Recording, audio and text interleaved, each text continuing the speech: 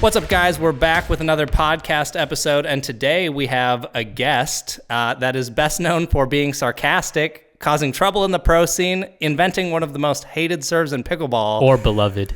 Or beloved, depends how you want to do. And he's probably the first pro that will get himself canceled. Welcome, Zane Navratil. Inevitably. Inevitably.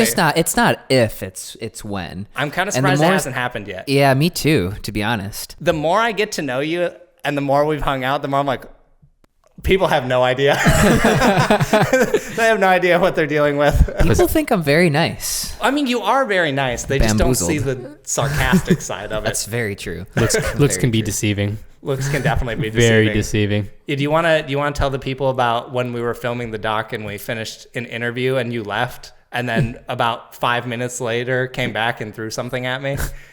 Do you recall what that was? Oh, yeah. This is great. It's too bad we didn't have like 17 cameras rolling like we do now for that. But we did an interview at the Airbnb in Austin, and I brought Murray with me, and you know, dogs do what dogs do, and they poop, you scoop.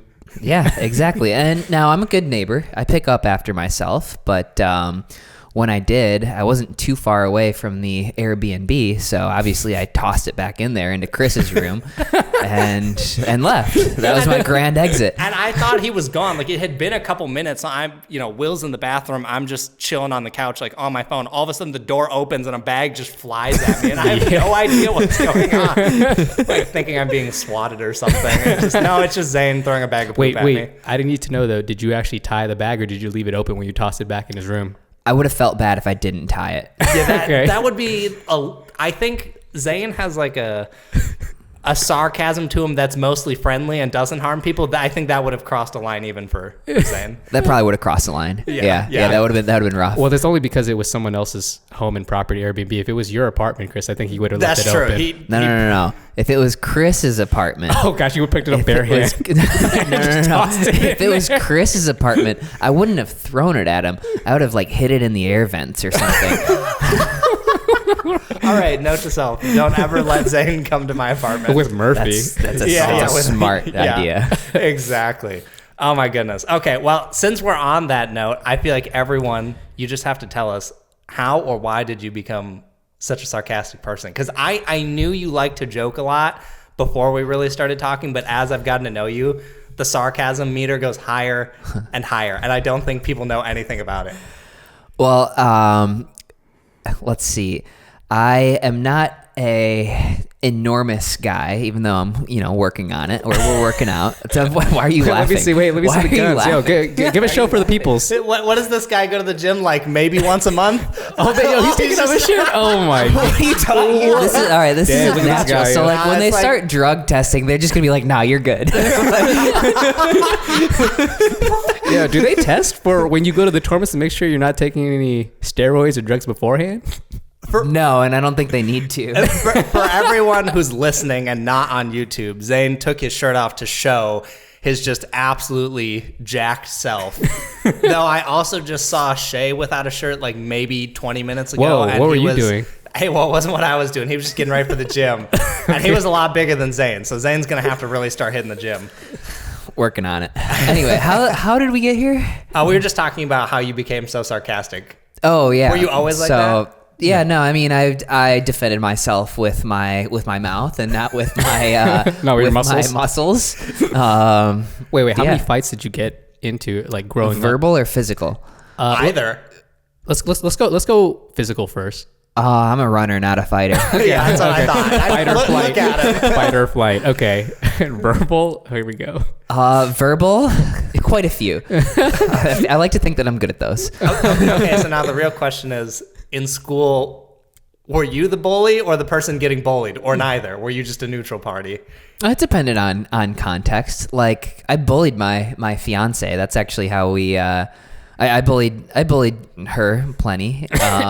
It seems, as I've gotten to know you, it seems like you just bully the people you're friends with, and then it's not really bullying. I mean, it maybe still is, but it's funny, I guess. I never thought it was like bad natured. Like, I was never trying to actually hurt somebody's feeling. I guess it was more like teasing. Yeah. So, yeah. Have you ever crossed a line and then felt bad? I'm sure, probably. Okay. Yeah, okay. I'm sure I probably have. Sure. I mean, I like to work my way all the way up to the line and figure out where the line is.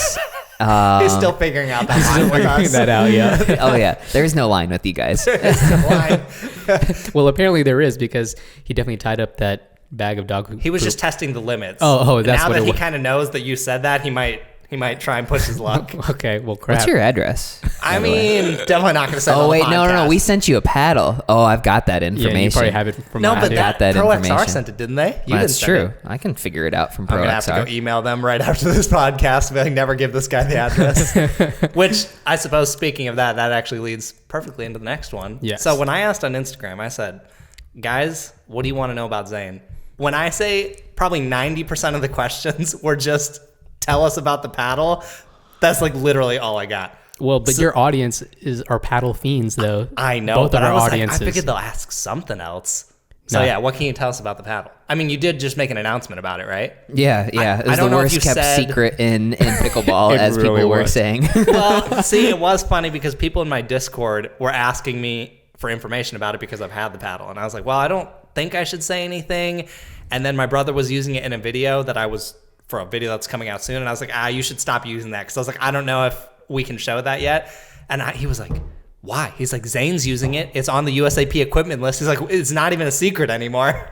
Yeah, it's I don't know. It's kind of unfortunate. We would have liked to have done maybe a better job of like a grand reveal. kind of, yeah, but we got I legitimately got the paddles on Wednesday of whatever. That was like 2 weeks ago. I got the paddles 2 weeks ago, and I was playing singles on Thursday.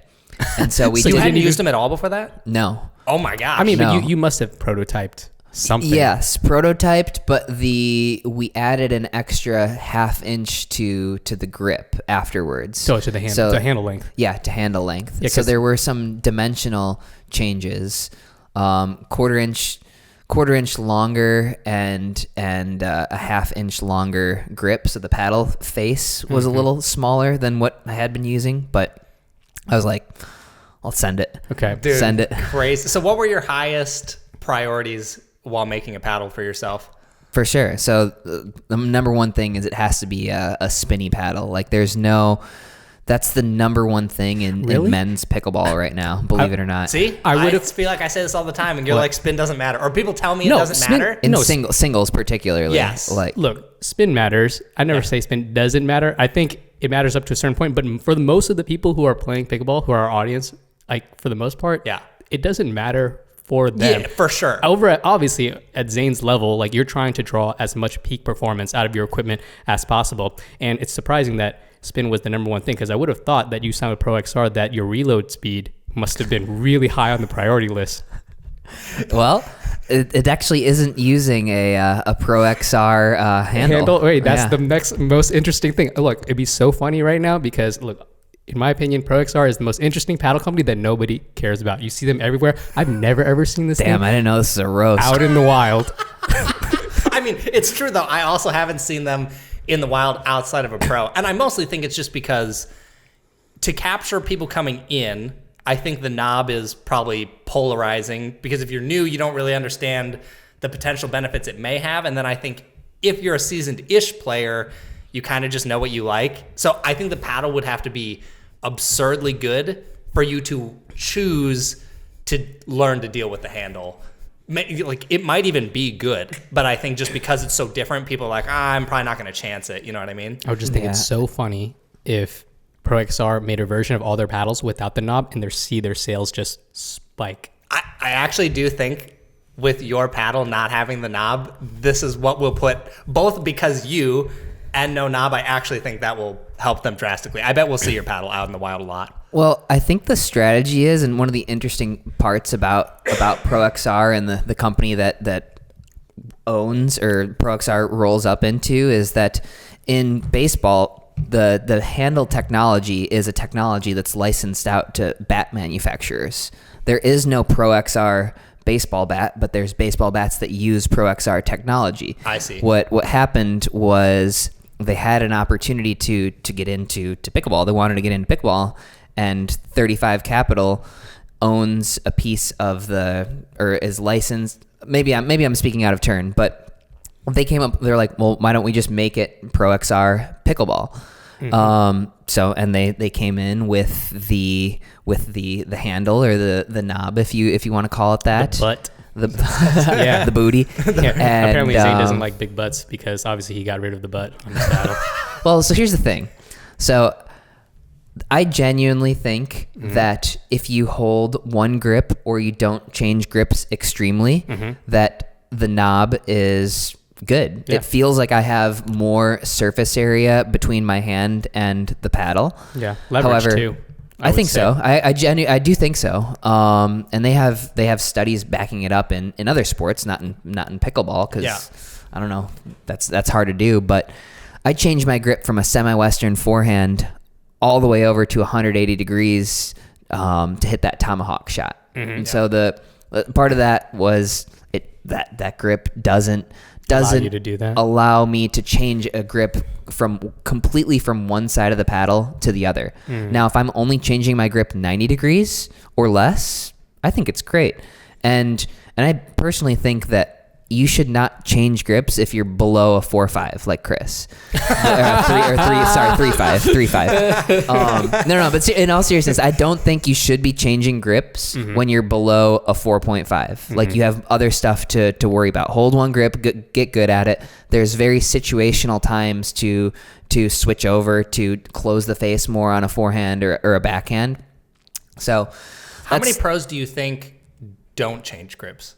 Like they mostly just use one. Probably most of them change, right? I think it's probably 50-50. Okay. I'd say it's probably about 50-50. And the grip changes that most pros are doing, I'd say are pretty, maybe somewhere between like, I think at most people are changing it 90 degrees. Yeah. So what are the grips that most pros are playing with then? Do you think? Is it still continental and maybe semi-Western or Eastern? I'd say that most people are sort of switched over to kind of an Eastern, so more of a closed forehand grip, a little bit of an open backhand grip. That makes sense. A lot of players are still holding continental. I hold continental from the kitchen, unless I have a speed up opportunity. Then sometimes if it's a forehand, I'll change it over to a full semi-Western. If it's a backhand, and I feel like doing a tomahawk, I'll change it completely over the other way. What grip do you use for the tomahawk? I'm curious. If it was like whatever regular forehand grip, is it? It's kind of. Is it continental or opposite side of a semi-Western forehand? Wait, wouldn't so it? I see. Wouldn't it be like a semi-Western? It's a semi-Western. It basically is. Yeah, I guess you're here, and then I switch to continental, and I just switch it. Can I grab a paddle? Sure, go for it. All right. If I'm at the baseline, I'll hit my forehand basically like as if you're picking the paddle up off of the ground. Okay. Okay. Yep. And so when I'm at the kitchen, I'm Eastern. here. Or sorry, continental. Yep. Continental. Yep. And then when I flip it over for that. Okay. Oh yeah, so you're basically going back to semi-Western. Yeah, I do. Yes. It's essentially semi-Western on the other side of the paddle. Yep, that makes sense. That makes a lot of sense. Interesting. Look at this. Yeah, you get to see the paddle in the flesh. I've had it for a little bit now. But Wow, I guess yes. you haven't I've seen had it for a little bit, but he Wow, hasn't yes. seen it. Wow. Look at Chris just flexing. Well, I got to He take just my said wins you're when I trash. He just said you're garbage. Zane picked me and not you. There must have been a reason. He messaged me on Instagram. He's like, "Can I please? Can I get one? please I can have show one?" the text. That's definitely not how it went. No, not Chris. It's me. Pickleball will. Yeah, I was like, hey, Pickleball will. let me get one of these. It's funny. Let me cop. And Zane was like, there's only like 10 of these in the world right now, so you're going to have to wait. I think I think we just got a shipment in, and if you don't have one, I'm not sure if they're shipping one to you, but we're doing like a paddle signing tomorrow. Okay. I think we brought like 100 or so here, so you'll walk away with one. For sure. Is there an official release date yet or no?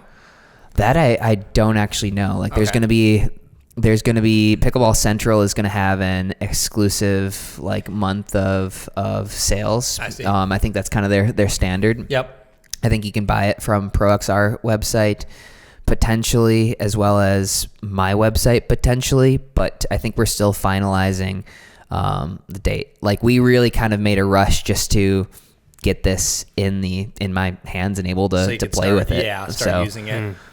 Looks good. What would you say? I mean, if you can talk about any of this, but So I have always said, pros using the Franklin paddle, I'm like, it just has to be a disadvantage, at least based on today's technology. Now having this new one, what would you say the biggest upgrade or new enjoyment is using this versus the old one?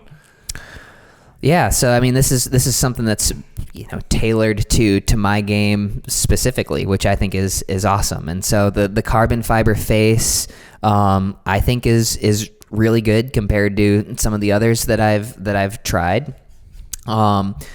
So something that I can't quite put my finger on is when I feel the face of that and compare it to other carbon fibers, it feels like the grittiness is finer. Like some of them have kind of like large grooves, and this one feels like it has really tiny grooves. And I don't know if that's factual at all, but just running my fingers across it, it feels different than others, and it feels like it grabs quite well. I'll have to put it under a microscope because that actually is a thing a couple of the newer companies are doing. When you put it under a microscope, the weaving on Legacy and tighter. 6.0, the pattern is like 2 to 4 times tighter than what has traditionally been done on raw carbon fiber paddle. So I'm curious if this one is similar to that grit. What is Electrum doesn't do that, correct? Because I guess I'm comparing it to Electrum and some of the older carbon models, where like those felt like they were sort of large grooves. Mm-hmm. This to the touch felt, when I first got them, I'm like, oh shit. I'm like, these have got to be illegal.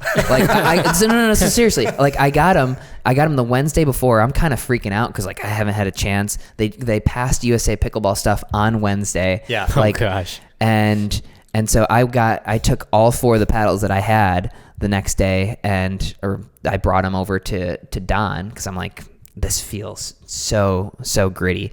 And he tested them and they came in at an average of like 36 or so. Oh, okay. So, nice. Yeah, so and like it felt texture wise and feel wise, I don't know. I will tell people, even just touching it, and the one I have had at my house, it grabs your finger pretty hard, definitely more than some of the other paddles. Like my hunch is if I touched this. Yeah, I'm about to file my nails with that thing. Yeah, if I hadn't already done my own test on this, I probably would have thought it was illegal. There's different textures. This is like more of a nail file texture where it feels like it's a tighter woven pattern, right? This feels like you could do your nails on it, where there might be something that would test higher, like maybe a carbon or something comes in at like a 45, but it doesn't necessarily feel to the touch as gritty. I don't know. No, that's definitely a thing, because I've tested paddles like that where it's like touching it, like, I don't know, it seems maybe fine, and then the number's pretty high. But this, that's pretty rough for sure. Yeah, also, can you tell us, is this the new Pro XR, I guess, logo right here? It is. It is? Okay. Yep. So the new Pro XR logo looks pretty sweet. I can't say the same for your logo, though. Oh, piss off. Do you have a logo? No, I don't. All right. Then let's talk when you have a logo. Okay, we will. That's the best response you could have gave. I just want to know, like, why did you center it like more? Just this, I don't know. This paddle just looks real busy. Who picked where this went? Did you or no? I don't know. I think we wanted to have that and your name on it. Yeah. Because I think I would have loved to see if they just took this R off and put this right there. Yeah. Put this right where the XR logo is, or right above it. You can let them know that was the 3.5's opinion, but some of these companies actually care about this 3.5 opinion. So.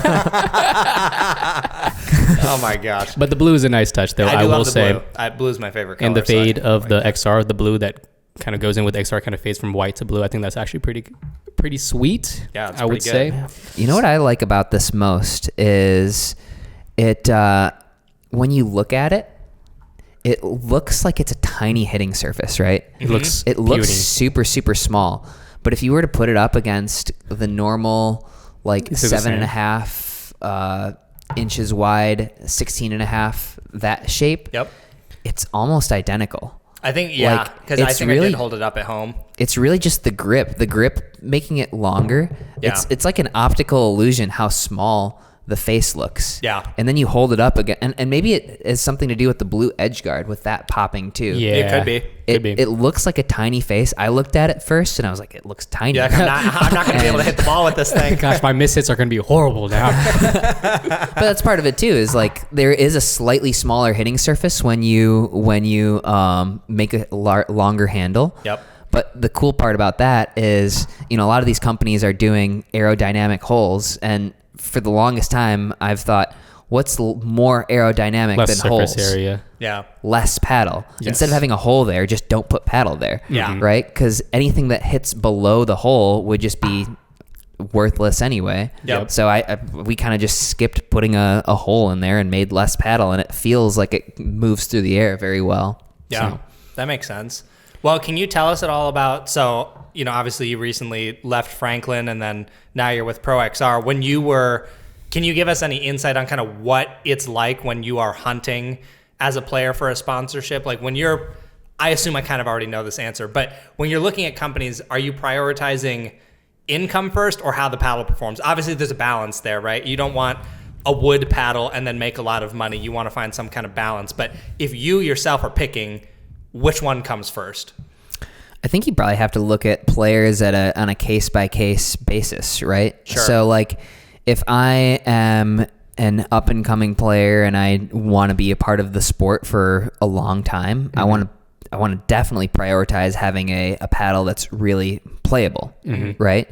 However, if I think I'm on the outs and I'm not playing well or whatever, I might just cash out and play with a crappy paddle. Yeah. Sure. Now, for me, I'm not trying to cash out anytime soon, so I want to be in pickleball for the long haul. So, I liked the team, and I had heard good things from some of my buddies, like John Sincola, who's part of the Pro XR team. He said that they were able to turn around paddles and get things made super, super quickly, which is great because a lot of brands, especially larger brands, have long product development cycles. I think about some of the brands that come over from tennis. They're used to turning around tennis rackets in like 2 or 3 years. Yeah. And that doesn't fly in pickleball. No. 2 or 3 right years, now. you're toast. You're basically competing wood paddles versus what we have now. Yeah. It's Right. like when Adidas came in because everyone knows their first paddles like flop Chris's really hard. favorite paddles. Oh gosh. Hey, you know what? I feel so justified now because I have heard so many pros even say that they're a piece of junk. So I'm just like, I knew I was right about this. But anyways, that was when I was like an actual 3.5. And so my opinion was pretty spot on even as a 3.5. I was waiting for it. Okay, that was pretty good. But I remember when I was talking to them they had told me when they were making new ones, and I knew it was going to be like a year past, or like a 2-year gap or every other year or whatever. And I was shocked because it was like, I hadn't been in pickleball that long, but I assumed things came out quick enough that would put you kind of behind. And it's totally the case. Pickleball, you could make something now, and 5 months from now, that technology is almost obsolete, or using that paddle is a disadvantage over what's out now. For sure. It's like, it's kind of crazy just to see how it progresses. And I think these really large companies, just with, tennis backgrounds or whatever other sport, you're just not used to that. Right. And tennis rackets too, right? If something groundbreaking comes out, Wilson can go make, all right, let's not talk about Federer. How about like Nadal, right? Babolat can go make Nadal this tennis racket in 2 weeks for him, right? They don't have an approval process. And then they can they can take as long as they want to bring something to market, because Nadal doesn't have to use the same thing that you buy off the shelf, right? Yeah. But pickleball, theoretically, that's how it's supposed to be, right? Which... that was actually one of the things. So you led into that perfectly.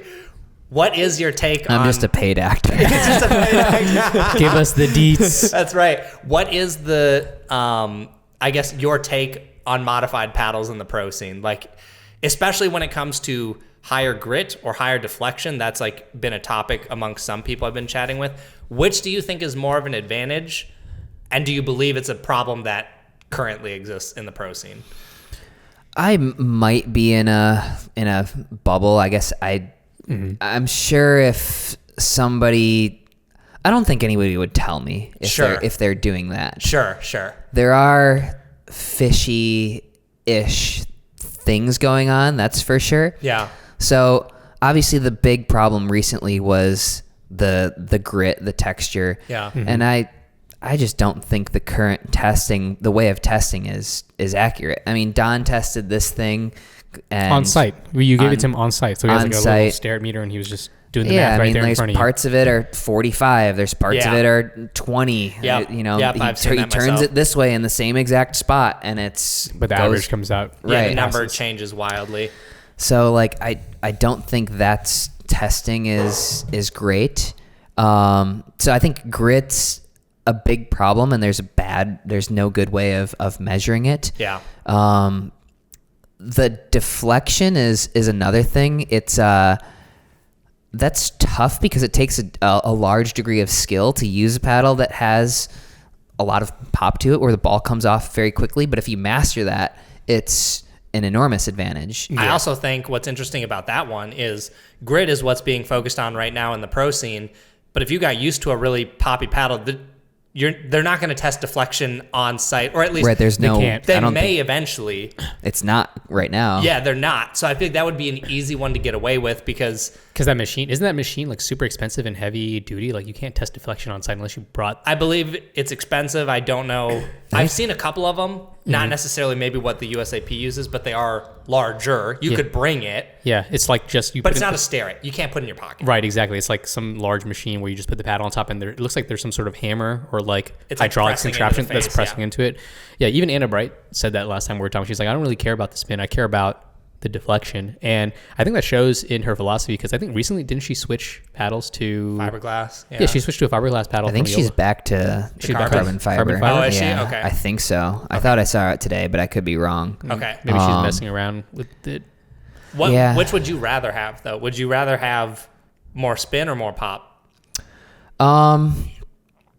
It depends, and I think it depends on the game. I think men's singles is right now a tremendous amount about spin because I can blitz the ball 1,000 miles per hour down the line, but these guys are able to cover, right? So it's not about the power; it's about me putting the ball down the line and getting that it ball in. to dip below the level of the net.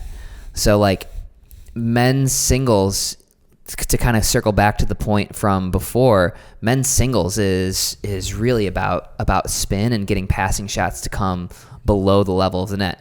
Doesn't matter necessarily how hard you hit it if your opponent is hitting up. Yeah. Right. However, I think the difference is women's doubles. The place where women struggle generally is they a lot of times don't have the same put away power as the guys.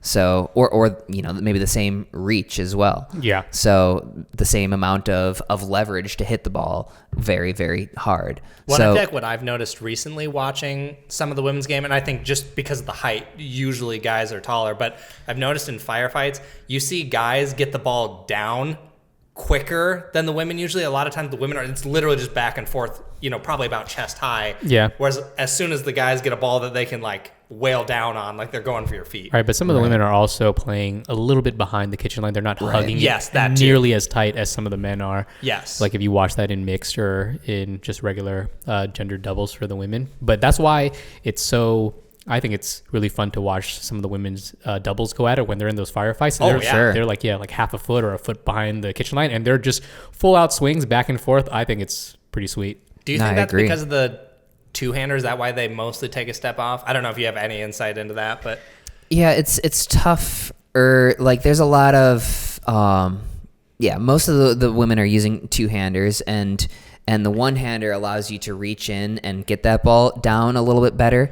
So a lot of them are using two-handers. It's easier to sort of step off the line. Reaction I kind of times do that too. a little bit as well. You know, working on that one-handed punch as well. But just so I like with think two hands, you just need more time to kind of get there. And I feel like in my experience when I've been doing it recently, with two hands, you're just kind of limited.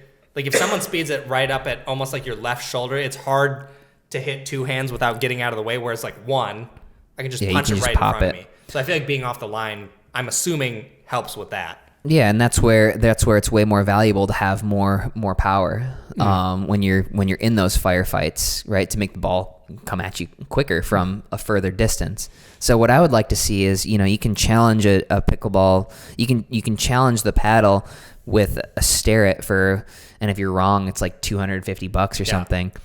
I think you should be allowed to challenge a paddle and say, I want this torn open for say $1,000 if you're wrong. Sure. Right. And see if there's something else going on inside that's not legal. That'd be tough to do, right? I mean, that you'd have to hire and have like a whole entire team dedicated I to mean, that. just like cut it in half or something. I mean, yeah, but who's gonna like inspect it? Well, exactly. Right. And I will say, I don't know how you make that happen, but like I think there's stuff going on in the core of some paddles. See, I don't like the system as it stands now, and It's garbage. Yeah, I've talked to a couple pros about it, and the problem is the person who's challenging, which is a completely legal and valid thing to do, but you look bad as the challenger. It's like if you lost and you challenge, everyone just calls you a sore loser. At least that's what I remember happening with Annalee and Paris Todd, and I think that's the only challenge we've ever seen to my knowledge. I believe so.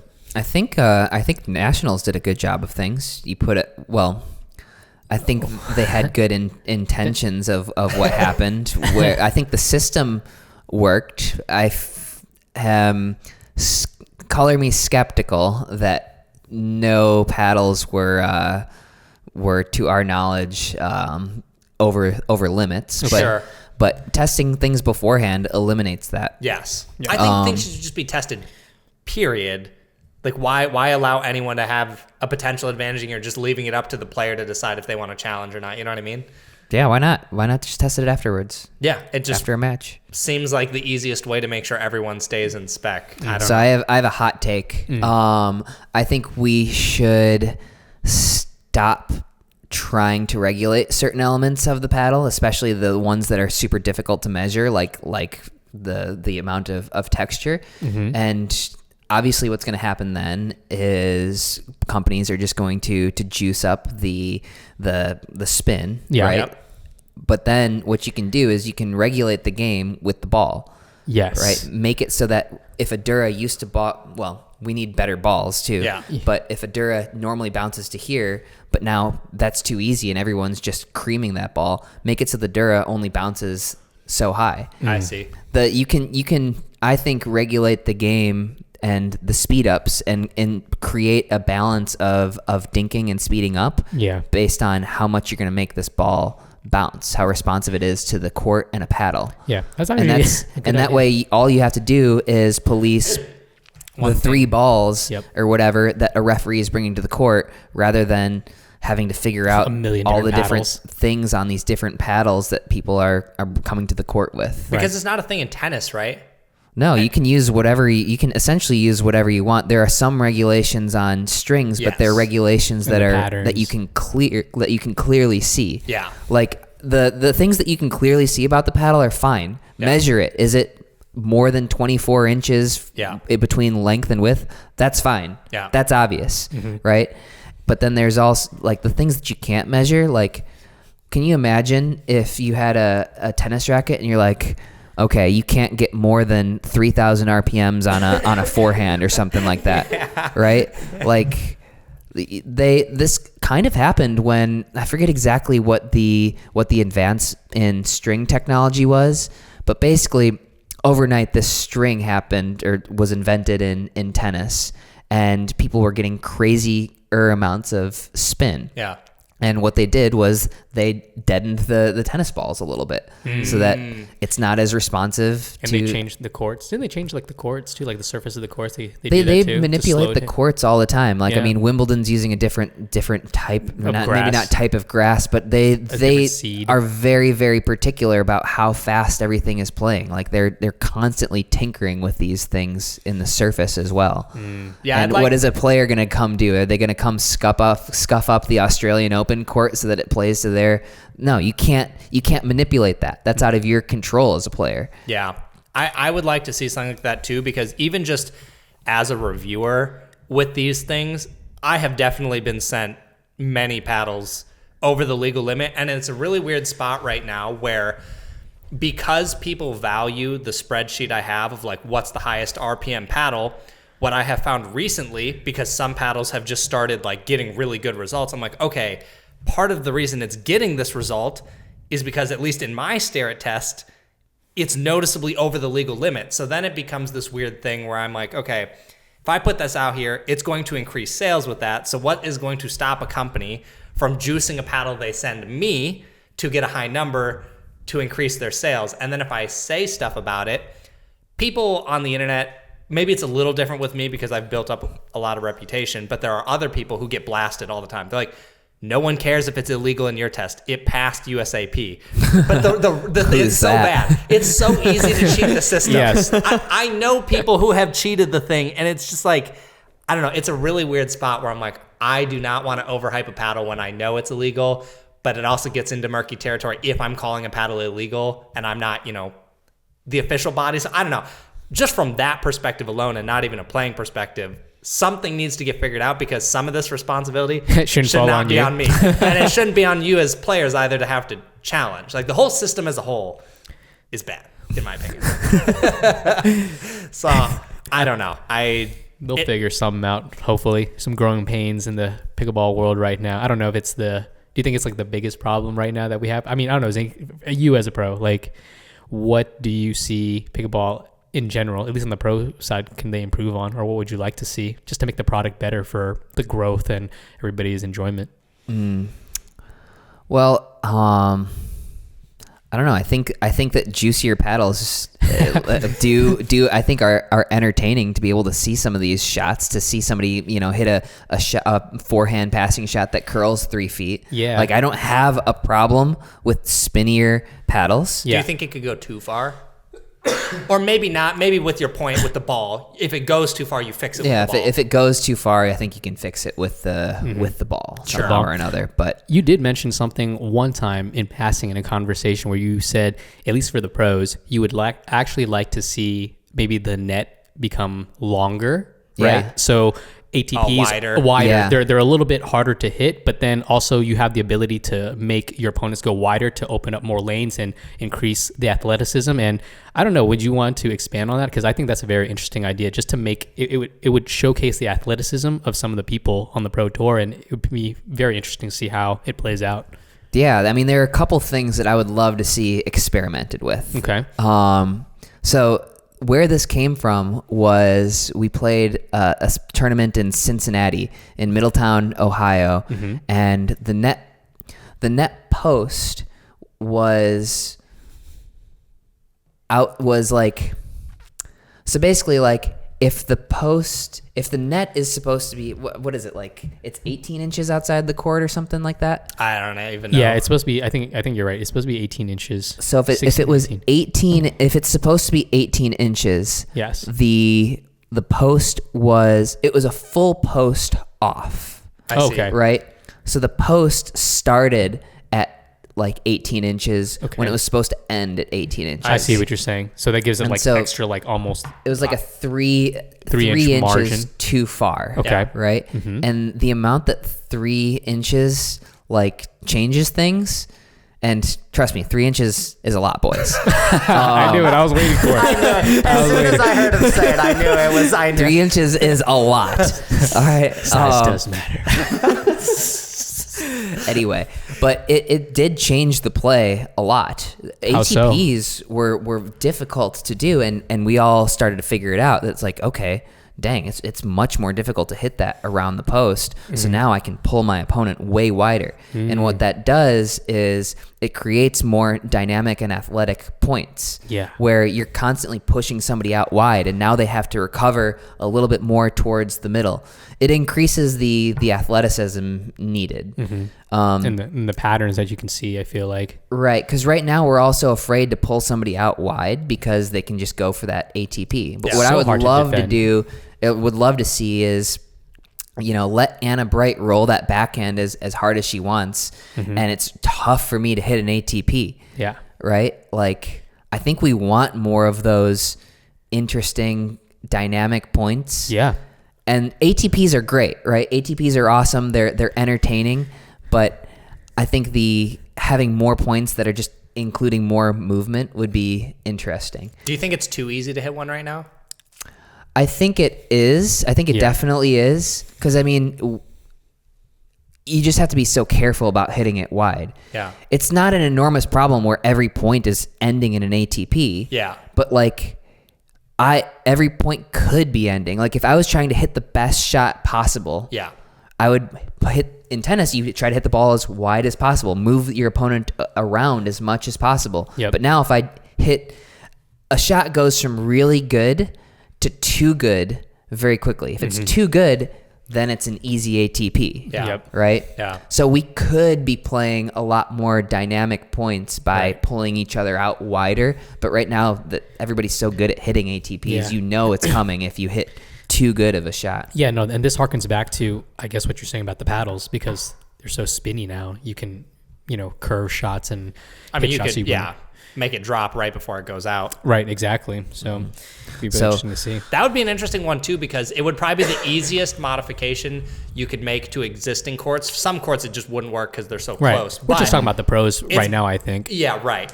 But it would be easier than changing like court dimensions, right? Like expanding the kitchen or whatever. Like it'd be a fairly easy adjustment. That was one thing I would like to experiment with too.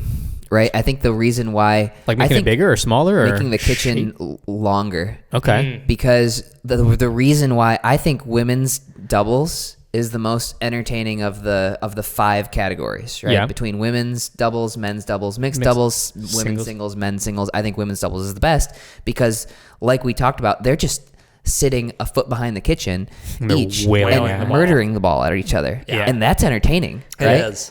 Like, but the guys... I might smack one, and Deckel is just standing there. Trying to reset or block. Or he just puts it straight down at my feet, and it's not like... It's a great shot, but it's not the bang-bang firefight that viewers love. And at the end of the day, for the pro game to be viable, that's what we need. We need to cater this to viewers. What do you think would be the biggest consequence of making the kitchen bigger? Do you think it would make certain aspects of the game worse, or do you think it would... only improve because now you're just in longer firefights and can't hit the ball down as much? I don't know. I think it would be interesting just to experiment with, right? Because the closest I would compare it to would be playing in slow conditions. Sure. Meaning when you're playing, let's say with a Franklin ball in 90 degrees and the conditions are really slow, the ball, if I speed the ball up, it's not coming back to me as quickly. Yeah. Right? And the same would be true if Deckel's a foot further off the line. Yep. If I speed it up, it's not coming back as quickly in terms of reaction time. Yeah. So it's more difficult to win the point. However, the risk is not as much. Yeah. Right? So I might be more inclined to speed the ball up because I know if it's a bad speed up, I can still probably recover. Yep. Right now, if I have a bad speed up on Deckel, it's over. Yeah. Right? Yeah. So I think that'd be interesting. Someone should just experiment with this. I feel like someone could easily just make a court and paint the kitchen line a foot back. No, we talked about this. Zane would definitely be in on it, but like we should create some sort of event or tournament where it's just like, it's basically Mario Tennis, but for pickleball. Like, could you imagine if I had like some sort of, I guess pendulum swing over on top of a net that like swings the thing back and forth and you have to hit around it as it's swinging back and forth? I was just thinking like change court dimensions, two-handed chainsaws legal, like easily. Not like adding in like a party trick. Yeah, man, I'm adding the party trick, man. You have little dogs chasing you when you're crazy to dodge them or something, or people throwing like water balloons at you as you're Zane playing. throwing bags of poop at you. There you go. Dude, people will tune in and watch that. I guarantee it. I still think in soccer, you should be allowed to have whatever animal is your logo, right? Wait, what? Wait, what? So let's say if you're playing a soccer team and it's like the Bears versus the Cubs or something like that. Yeah. Like I'm allowed to have one bear on my team and you're allowed to have one cub, right? So mascot selection would be really important. like on the team, on the field, actually playing on the field, like attacking him. Yeah, you'd have to train it. You'd have to train. No, man, just let loose. You'd have to train it to like understand who the other team is. What could possibly go wrong with a grizzly bear? I don't know why, but that just harkened back to an image of my mind of the movie Gladiator, and just Russell Crowe's character is like, "Are you not entertained?" Like, yeah, no, I would watch chorus. soccer if they did that. Oh my gosh! Well, Zane certainly has thoughts about making the game more entertaining. I have one more thought. Okay. So would love to see a tournament where it's rally scoring and you play 3 out of 5 sets. Okay. 3 out of 5 sets. Up to what though? Games to 5. What? Games to 5. So the first 4 sets are win by 1. Okay. So if it goes to 4-4, winner take all point. Okay. Okay. Right? Let's say we're in the 5th set. If you get to 4-4, then it's win by 2. 2. Okay. It's win by 2. And that would be like, you could have crazy comebacks like, the Australian Open, you could have although they games that go wouldn't be forever. 6 hours long, Yes. right? So like you get to the point of, there's nothing worse than watching a game that's at like 9-1 and neither team can score. It's over, but neither team can score. Yeah. Right? Just put them out of their misery. Yeah, and move on. And then get to the next game. And then the final game, if it's really neck and neck, that's what we want, right? Want that tension to build up, that drama to escalate. That'd be I'd kind of love to interesting. see that. Yeah. I'd like to see. He basically wants tennis. That's not at all tennis. That's not even close to I'm just tennis. kidding. Get I'm out of just here. kidding. That's like unreal. Maybe a tiebreaker. I think in one of the big tournaments they do a tiebreaker that can go on for however long. Was it? I can't remember. It was at Wimbledon where like the last tiebreaker can go on for. Well, they've changed a lot of the rules in tennis. So previously, the 5th set at Wimbledon was win by 2 games. And so there was no 5th set tiebreaker. So that's where you had John Isner playing Nicholas For 3 Mahut days. to 70-68 in the 3rd. I remember that. Other tournaments have implemented I think everything at this point now has a 5th set tiebreaker, where if you go to 6-6 in the last set, in the 5th set, you have either a tiebreaker to 7 or a tiebreaker to 10 points. I see. Right? Okay. So- Interesting. Well, I think changing, I guess the net length and then also messing around with the scoring system is a pretty non-committal way to, experiment with the game and see what sticks and see if it's more entertaining, because at this like phase in the life cycle of pickleball, I think it's important to keep on experimenting to see what works to get the best product out there. Yep. Right. Yeah. I don't claim to be correct. I would just like to see it. I like to see experiments. No, I mean, I do too. I Why mean, there's not? people out there probably listening to our end that's, that's blasphemy. Oh, Like, they don't 100%. wanna- I mean, that's all of They're hating pickleball. us. It's like rally scoring. You bring it up and people are like, "Oh my gosh!" These kill kids should someone. be dinking. Yeah. Why aren't they dinking? Learn to dink. I met somebody when I went to California who was basically like, "Oh, you like that MLP? You like that rally score?" And I'm like, "Yeah, have you tried?" He's like, "No," and I was like, "But how could you possibly you ever?" know? Yeah, I was like, "How That's could you most know?" pickleball People are players. very change averse for the most part. It Yes. seems like. Yeah, and then also he was also. I mean, we didn't really get into an argument, but I was like, "What?" But he also said he doesn't like the angles that they have, like that new angle for the top down. I was like, "You like just that static angle from the back, kind of up high, but it's not high enough."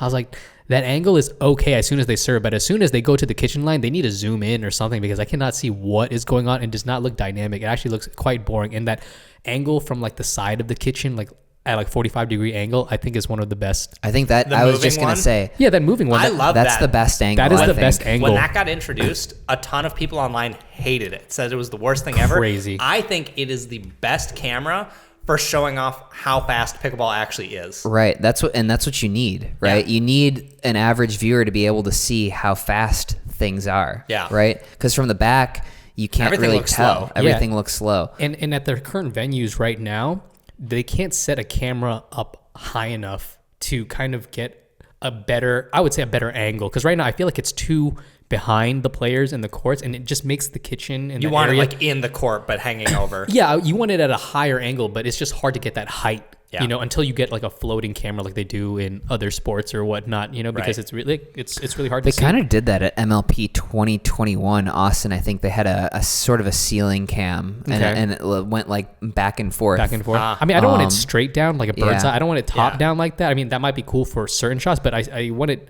You want like 45 degrees looking down. From the Yeah, bar or something. yeah. I Like think that mid-court. kitchen camera, not the kitchen camera, but like the 45 from the side. I think that's the best Right. for agree. sure. Yeah. I agree. agree. I did like in some of the, I think, was it the Bubbly Championships when the Isner and Stock were playing? They had that camera. I mean, they do it sometimes now at the net, you know, because you can kind of see. Attached to the net, Yeah, you mean? attach the net at the middle of the net so you can kind of see, at least for replays. Like when Rafa they doesn't like that. He doesn't. Why, did you not see that clip where Nah. he tripped over the wire? Oh, no, he I like missed slid that. to hit an ATP or something at one of the most, I think it was the Masters, but he like slid to hit an ATP and the cable was, you know, obviously it runs to the net and he hit it and kind of slipped. Well, So that's Rafa's fault. He needs to, you know, work on his better footwork. Be better. Just be better. Be better. well, anyways, moving on to something I really want to ask you about, talking about the PPA. So obviously there's been some like huge changes in pickleball recently. Basically every single pro for the most part, or a lot of the big ones, are now all PPA. You're obviously one of them.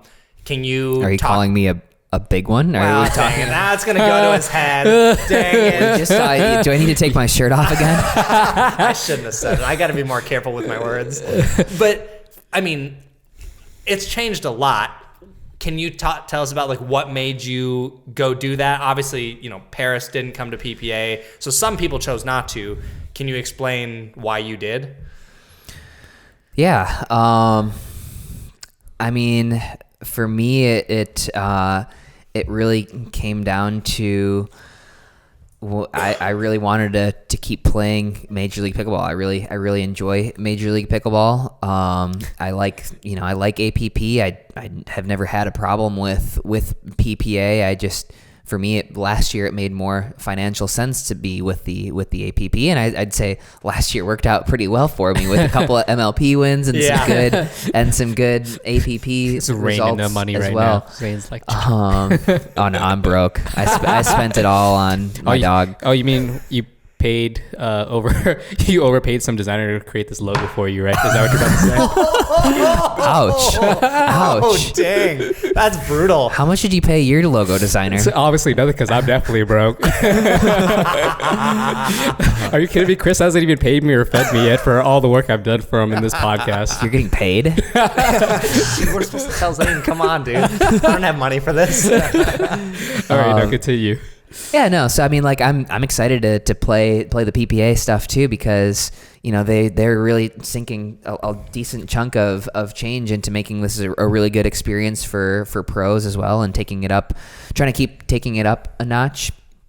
You know, I've liked to see the competition between the tours. Mm-hmm. I think I guess I have a hot take on that, where everyone seems to say like, I wish that the tours would combine or get along and be so good for the game. I think the opposite is true. Yeah. I think them fighting to create the best product for viewers, for players, for fans, get the most sponsorships, I think that's way better for the game than Kumbaya. So I hope so there's... Now, with that being said, then, now that almost everyone's on PPA, obviously APP is still around, but to a much lesser extent, in my opinion, do you think that's going to leave current pros with a lot less options now that there's clearly They an must be upper forcing hand your with the hand. PPA? Yeah, they're forcing your hand, right? Or is that how you feel? I don't know. You know. Well, from what I understand, I think APP was contending. They were talking to players and whatnot, but I think the numbers just got probably too big. Yeah. And if you think about it from their perspective, I don't think they were in a spot to compete with MLP and Vibe, which had raised a tremendous amount of money. Yeah. Like, that's not a bidding war that they could win. So with the amount of people coming into this game, I don't think it's a terrible strategy to just take a step back, like See how things chill unfold. out for a second. Don't throw a tremendous amount of money anywhere, and continue to bank on new talent coming into the game. Yeah, I think why that's not? pretty smart. You know, doing a second movers approach to it. I mean, that's kind of like very similar to what's called. It's very Apple-esque, right? You know, they don't come out with the new features. They wait until things kind of settle down a bit and they improve on their products and come out with something. Right. Well, now I think this is the most fascinating thing to me about pickleball, and obviously things are maybe getting a little more solidified, but also things just change rapidly all the time. I'm assuming these contracts are at least 2 years with PPA. Do you think at this stage in pickleball, it is dangerous for some athletes to sign contracts that are that long? Let's say 2 years ago, or let's say a year ago, there was a contract with APP, it's going to last 2 years or whatever. Now you couldn't go to PPA, which means you're going to miss out on MLP. There are things you would miss out on. Do you think at this stage in the game it's dangerous to commit to a contract that long? I mean, it's kind of a danger on both sides. There's so much risk and uncertainty. Yeah. You know, if the PPA offers some players 3-year contracts like they did last year, they're thinking that this player is going to be around and relevant and worth paying for 3 years. And what if they're not? Right? So there's risk on both ends of that thing. And I think it's probably dependent on what stage of your career you're in. Sure. I think somebody like Paris, who kind of just came onto the scene last year, is like, I don't want to limit myself because I don't know. I personally, I bet there are more tours that start. Yeah. I don't think why not? We're 2.5 years into this. Yeah. Right? The things really got started in, like, I guess maybe we're 2 full years into it. 2020, 21, 2022. That'd be 3. Yeah. 2.5. 2020 was kind of weird. Sure. So like, there's if golf can be disrupted by live, right? Yeah. Pickleball can be disrupted again. by Sure. yeah. Sure. With the pace that is And growing I right suppose now. really with someone like Paris, the only thing you're missing out on, I say only, even though it's increasingly probably becoming one of the most popular things in pickleball, you're only missing out on MLP. You could play all the APPs you want and PPAs. So if you feel like you're good enough to compete on both and win, I guess now you're not limited in option. And I suppose to some extent, I would imagine for a lot of the pros, it's a financial decision, right? You're trying to make money in pickleball as much as possible. And I feel like if you're at a stage where maybe the money is not a struggle for you to continue going to the tournaments, maybe you're less likely to sign over something like that. Sure. I think, you want to buy low and sell high, meaning like if you think that you're in a good spot and you think you might be at the top point of your career, you might want to lock in. Yeah. But if you think you only have upwards to go, why would you lock in when you know your price is going to be twice as much 6 months from now or something like that, right? Well, I want to ask you now, Zane, where do you think your stock lies? Like, because you talked about it many times. I was like, do you feel like you have more upside in your career and your potential as a player? And yeah, what do you think about that? Nah, I'm toast. Spin serve is gone. I might lose to Chris. I believe it. I completely believe that. Were people saying that about you when the spin serve was finally banned? Like, I don't know. I don't really I'll follow the answer forms. that. Okay, Yes. go ahead. Yeah, The answer is yes. The people thought Zane was going to be toast. There were plenty of people last year I saw all the time. They're like, he's only good because of his serve. Like, if you take that away, he's average. All the time. 3-5 at best, you might say. Yeah, they might say 3-5 at best. Really? How much do you personally feel? It will go in increments. Taking away the two-handed, then going to one-handed, and now taking away the one-handed to what you have now. How big of setbacks did it feel to you for your game? I think the two-handed was a big weapon, and it was new. Yeah. So like I tore some people up with the beginning of the two-handed. I think my one-handed spin serve was almost as good, but everyone just figured it out. Yeah. So Yeah. it's not like the two-handed to one-handed made a huge difference, I don't think, but people Maybe just initially, started. but just not down the road once you got better Yeah. at one hand. It also wasn't people out long enough for us to see the results of it, I think. Yeah, no, by the end of the last year, everyone knew No where one it was had going. issues. Nobody. You did ace Andre Deescu cleanly at MLP. I don't know if I could call it clean. It was kind of. I remember that. It wasn't clean. What'd you do? It was just a little shanky. Like it came off the paddle really low, and I think I fooled him a little bit, and it kind of bounced downward, bounced weird. I aced. I think I aced Hunter Johnson too. No way. I did, and actually I aced on and this can happen with any ball. So Yeah. I think that was just a ball thing. Yeah. But like I aced Christian Alshon at the beginning of our Get wrecked, match. Christian. Clean ace. Clean ace. Clean ace. He did not like it. Kind of came off my paddle weird, and then it hit the ground super weird and like bounced away from him. It looked like a freaking spin serve. What was his face like? Was he just like? I don't know. I kind of turned around and started laughing. I think it's on video, but he might have. I don't know. You can go to Christian Alshan's YouTube channel. I'll plug Christian's YouTube channel. Go to 0-0 in our match. First point of the match. I don't know. I don't know what he did. I might have to go watch. So anyway, Christian. No shade. I'm even plugging your YouTube channel, homie.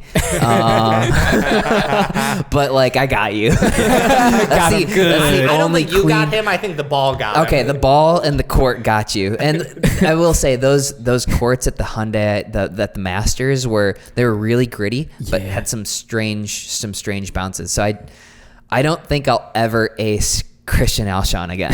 Probably not. It was a complete anomaly. Now, so with it being less effective, obviously I still believe that it helped, even though it wasn't acing people like in my game. I felt like when games got tighter, it was a little more effective. But since people were kind of catching on, does it really even matter to you now that it's gone? I mean, I think it was a dumb decision to do, but that's neither here nor there. It was nice to be able to pull out to maybe generate a shorter return, but Sure.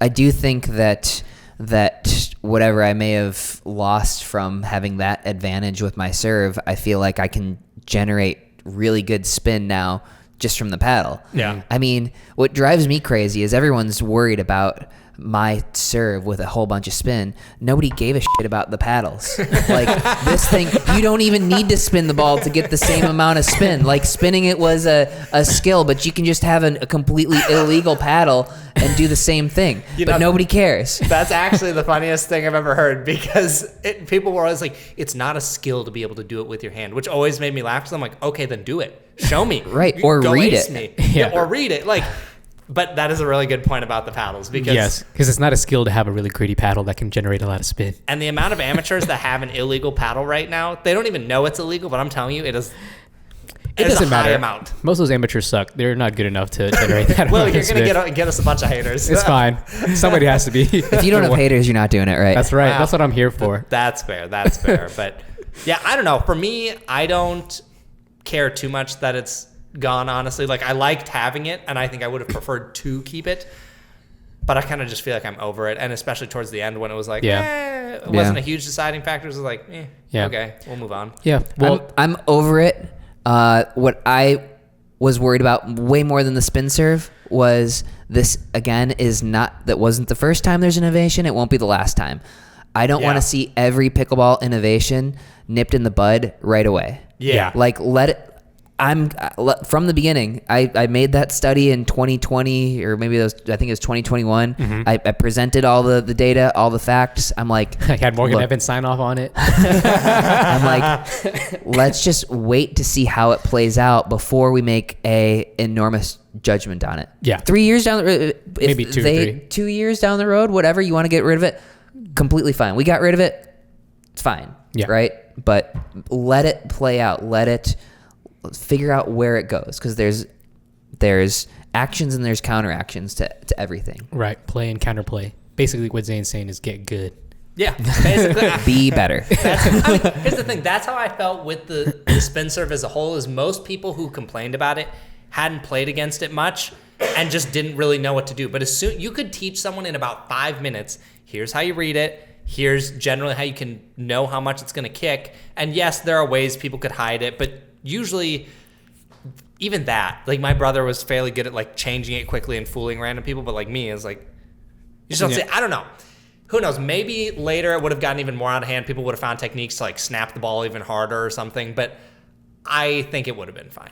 And I don't think the game would have broke. Yeah. Well, now that it's gone and you've played, I guess, was it the Hyundai Masters? Was your first, I guess, time playing with the merger, like the whole PPA, right? So how was that? Because I'm sure you haven't played some of those players.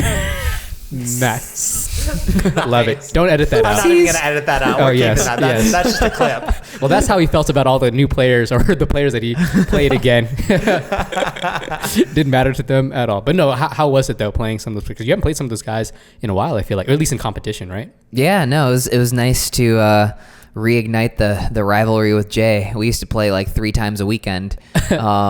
So yeah, no, it's Flying Frenchman. the Flying Frenchman. Yeah, no, it's nice. It's there are a lot of very close matches and a lot of obviously every single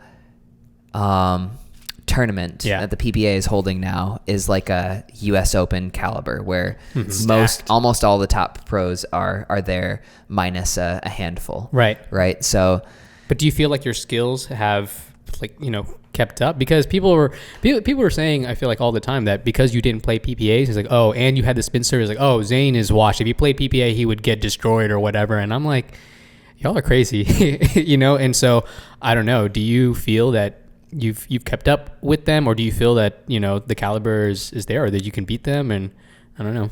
Yeah, no, I mean, I feel good. I feel I'm pretty confident. New paddle and everything. I feel like I'm playing well, and even first showing, George, Lina and I went 4-2 in mixed, so that was in like the 5th, 6th area. Thomas and I won our first 2 rounds and then lost a close 3-setter to Matt and Riley. Yeah, I think I finished 4th, 5th or something in singles. So did you play Jay that tournament or no? Yeah, you did. Yep. We had a good match. Jay, I did 15, 12 or something 15, like 12. that. 15, 12. All right. I think the first time I met Jay and he mentioned, I asked him, I was like, how do all the pro players play and how do you play against them? I felt like he had very detailed notes on how to play against certain people. He talked about Tyson, he talked about Ben. He's like, and then when he came to you, he's like, Zane, though, you get your ball in and you just have to fight. That's all he said. He had nothing else like detailed for you. He's like, you just have to fight. That's how he said it. How do you keep track of players? Do you watch and actually take notes? Do you just keep mental notes from playing people? What's kind of like your study with people? I know some people will actively watch matches and like try and look at percentages for different people.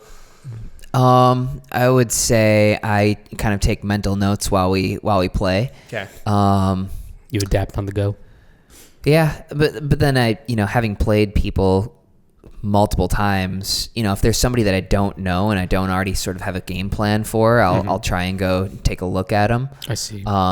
But also for the most part at this point in pickleball, if you don't know somebody, I'm sure I'll eat this because it's not always true, but for the most part, if you don't know somebody, they're not usually good enough, right? Yeah, you've heard of somebody if somebody has hype if they're good. Gotcha. Right? Yeah. So basically, what you're saying is like, if I don't hear anything about them, I'm not going to scope them out. I'm not going to go scout them. Yeah, but that bit me in the ass when I lost to James Ignatowicz the first time I played him. How was that? Were you like, what the heck is this? Yeah, no, he was just nasty. And he was funny too.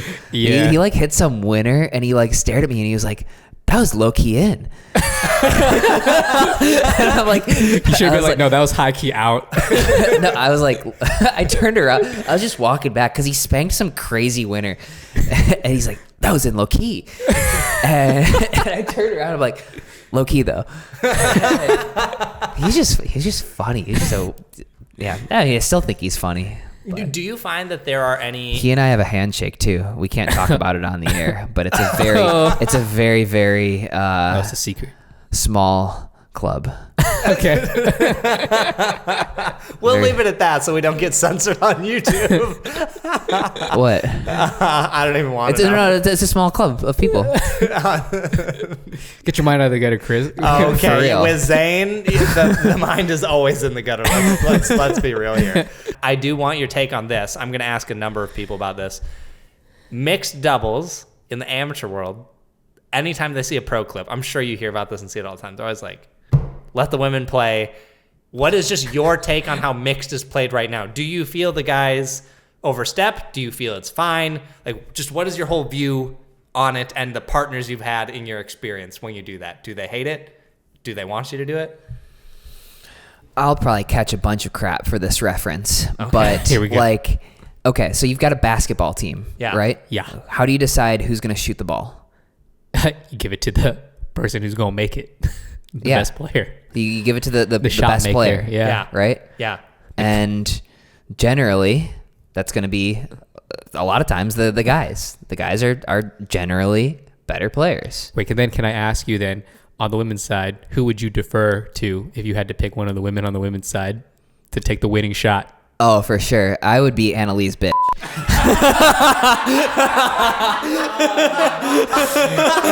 I'd be like, you take over. I'll just stay in permanent Ernie position. Like it's not a statement about them, but like generally the guys are stronger players, and you can see that from Duper rankings, right? Yeah. Duper is going to rank everybody on an equal playing field, regardless of whether you're a male or a female or both or neither. You can be on the same scale, and so yeah, you want the better player hitting or taking more shots. Yeah. And so what happens when like if I stood there and just minded my own business, nobody would ever hit me a shot in mixed doubles for the most part, right? Yeah. So you have to get yourself involved somehow or another. Yeah. That's my take on it, I suppose. Have you had any female partners that were not okay with how much you came over? Like they said, please stop doing that, or no? No, we're all there to win and try and make some money. Now it's different if you're playing like socially. Oh, sure, right? for sure. Even when I'm playing mixed doubles in practice, if we're going for an intense match like scenario, yeah, I'll come over, I'll poach, I'll do my thing. Yeah. But if not, I'll let them play their side. And here's a perfect example, right? It's not about whether it's a guy or a girl. Go watch Ben and Colin Johns. Yeah. Yeah. Right? Colin has his role, Ben has his role. Go watch Matt and Riley. Yeah. Matt has his role. A lot of times the right-sided player is playing only 33 to 40% of the court, and the left-sided player is playing 60. I think Colin wrote an article about why that is. Yeah. It was a good article. Like it's not because the dudes just have some crazy ego. Sure, they're gonna get burned sometimes, but you want the best player to hit the most shots. Yeah. No, I think that makes perfect sense. And some of the female pros we're gonna have on, I'm gonna ask. And I'm them a as well. misogynist. Be careful, Zane. People like to take Clip things out of that. context. Clip that. Yeah, it's literally someone's just gonna clip that. Well, yeah. Now that you told them clip that, like, I wonder if that'll show up. I mean, it might. I might just have to make a second account so I can leak that out. Oh, please, yeah. It'd be a lie if you said you don't have a burner. I actually don't have a burner. I actually genuinely don't have a burner. He does. He definitely does. There's no 100% I don't. has a burner. Here's the thing. I am shocked how many burner accounts there are in pickleball. Like, truly, when I'm on Facebook, I have to keep up with the forums and whatnot, see what's happening. There are so many, and some people are bad about it. What do you They mean? don't even try. No profile picture, nothing on the profile. Like, you can see the account was made 3 months ago. There's no post. I'm like, dude, you didn't even try and make it look like this wasn't a burner. Like, it's so obvious that this is a burner. Who are your favorite burner troll accounts? Oh, man. I know which one you want me to say, and I Say know it. What is it? Who I is it? know he Well, wants I don't me have to any. I don't know. I you have have an one. answer. I have an answer that you might not think of. Okay, I'd be curious to hear who that is. There's one troll who wants me to shout him on the podcast, and I'm going to make him earn it. So I'm not going to say his name. Who is yours? I'm a big fan of the Future 5.0. Axel, what's his last name? Morgan? No. That's a real person. Yeah. Okay. That's a real player. Axel Morgan is a very talented junior pickleball player. Yeah, never mind. No, that's Axel, right. That's right. He plays with Sammy Lee, I think. Yeah, Axel. yeah, okay, yeah. Let's see. Where does this account live? YouTube, Facebook? It's Everywhere? on the gram. The gram. Okay. I don't know It if I've is seen Future 5.0. Axel Delmonico. His bio is: Dad was a carpenter. Mom wasn't around a lot. Help me be a 5.0 pickleballer in 5 years. Dinking is for losers, bro. Please help me. Ya feel. This guy. So the thing is, he has such or she. Yeah. I assume internet trolls are generally guys, but Sure. he has such witty responses and trolly responses on people's stuff. Oh, so you're a fan. I'm a fan. Oh. I think that's my, I love me some, he who shall not be named. I know you're thinking of the same one. Big Koopy Nation fan. Got the Koopy Nation shirt. I've got You Got Cooped. That's a good one. I like that one's actually kind of clever. That's a good one. I've got Coop. there's all that. Hey Shay, who I found out is a female after I also assumed that she was a male because I assumed that most internet trolls are males. Yeah. She does some good stuff.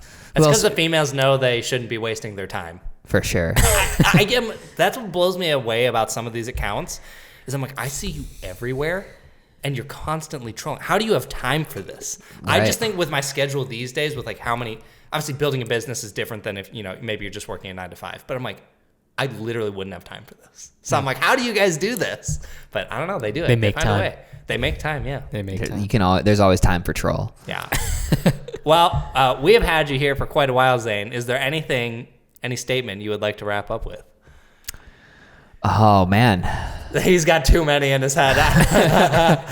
No, I'll keep it simple and civil. This is fun. I'm glad that we were able to do it. Yeah, this has been a long time coming. Yeah. No. Thanks. Actually, I should have said that in the beginning of the podcast. That should have been my introduction. Zane has been begging the last 2 or 3 months to be on the podcast. Spare me. I have text messages where he's like, bro, when am I going to be on the podcast? I told you. Maybe when you win a PPA title. I do like the podcast. You guys do a good job. Oh, well, appreciate it. Yes, Appreciate it. Yeah. No, it was a good time, and we appreciate you making time to be here, and hopefully you don't blow it at MLP. Yeah, we'll see. We'll see. No, man, this You never know. It's going to be a three-peat. Well, we'll see. Before a season, it's impossible to say who's even if there's a clear favorite. So. Yeah. Are you more excited? I just want to know, are you more excited for this MLP just because, you got back some of the PPA players to be playing this time around?